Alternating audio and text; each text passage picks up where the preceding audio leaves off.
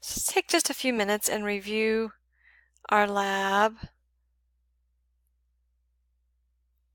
on fungi. So fungi are made up of eukaryotic cells,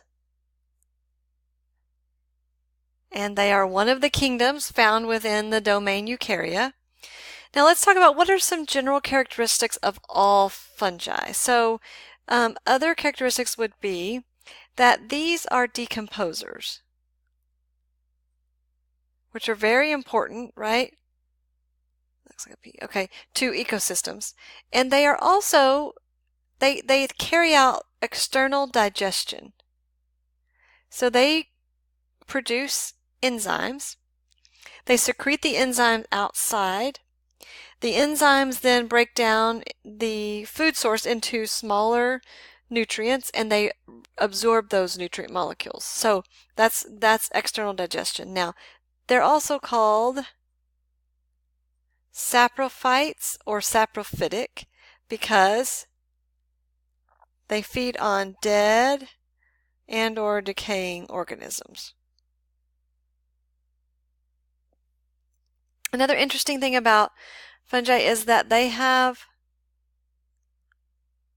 cell walls made of chitin, okay, which is a tough polysaccharide type structure. Now, they're not the only organisms that contain chitin.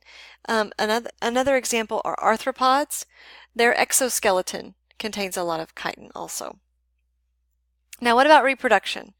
Well, some of them, okay, in certain situations undergo sexual reproduction. Also, they can undergo asexual reproduction. They also form spores, and we're going to talk more specifically about spores a little bit later.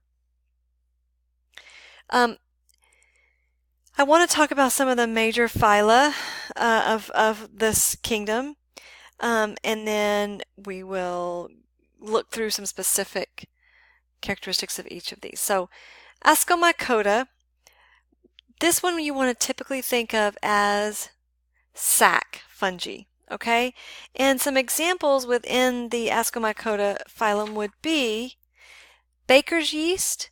Okay, so I'm just going to put here examples. So if you bake bread, okay, or you like to eat bread, then that particular organism comes from this phylum. Also, there are many penicilli. I'll make sure I spelled that right. Different species within the genus Penicillium that help produce different cheeses, also antibiotics, right, that we use to treat lots of different bacterial infections. So that would be Ascomycota.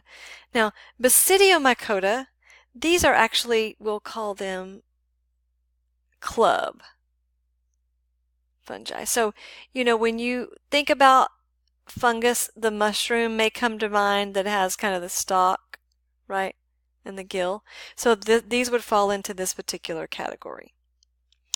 Now, Chytridiomycota, these are interesting. We'll say that we'll call these chytrids for short, okay? Some interesting things about this, these actually have, they're actually motile, okay? So for the most part, fungi are going to be immobile, okay, and they're going to be heterotrophic, and we talked specifically about how they get their energy, okay, they're saprophytes and they have external digestion. But these chytrids actually have motility. These cause a lot of disease because they're parasitic to amphibians. All right, Deuteromycota, these guys are what we would refer to as imperfect fungi.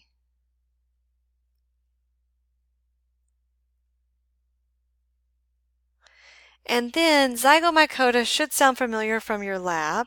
Okay, so in this particular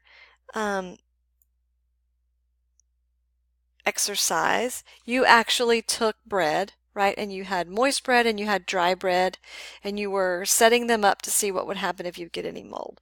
So hopefully now if you used bread that was filled with preservatives, you may not have gotten any mold, which is kind of scary about what we're eating. But hopefully you saw mold growing on the bread that was moist, because fungi need a moist environment, right, in order to thrive. And your dry bread should have served as your negative control, because it didn't have that moist environment to give the fungal cells an opportunity. Now, I've saved the best for last on some of the characteristics for fungi, and that is the way that their structure is formed. So they have hypha, so that'd be the singular, plural would be hyphae, okay? And these hyphae are the way that their cells, okay, are growing. It's sort of a network. The entire network of the hyphae is called mycelium, or a mycelium mat. Okay, so that is the structure of these particular organisms. Now I want to take just a second and look at some of the spores, the different types of spores that you looked at in lab, and also we'll walk through some of your activities for the week that you did for the week. Okay, now let me just adjust our screen here.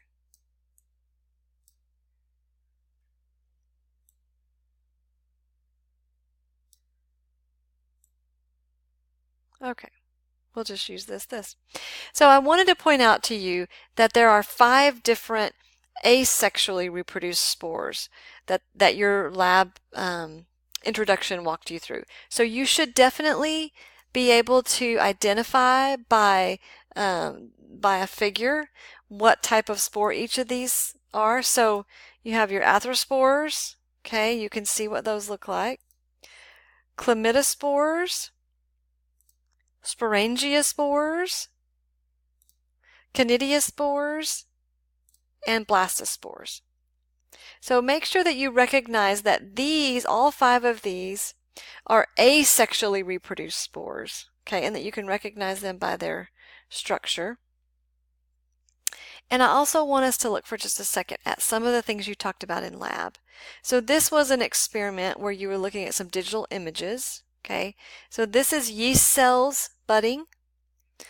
Okay, so make sure that you can recognize yeast are typically single-celled fungi, right? And so you can see some of those single-celled fungi budding there. Okay, you also looked at Paziza, this particular organism, and many of you were able to point out that in this particular organism there are 8 ascospores in each of these in each ascus.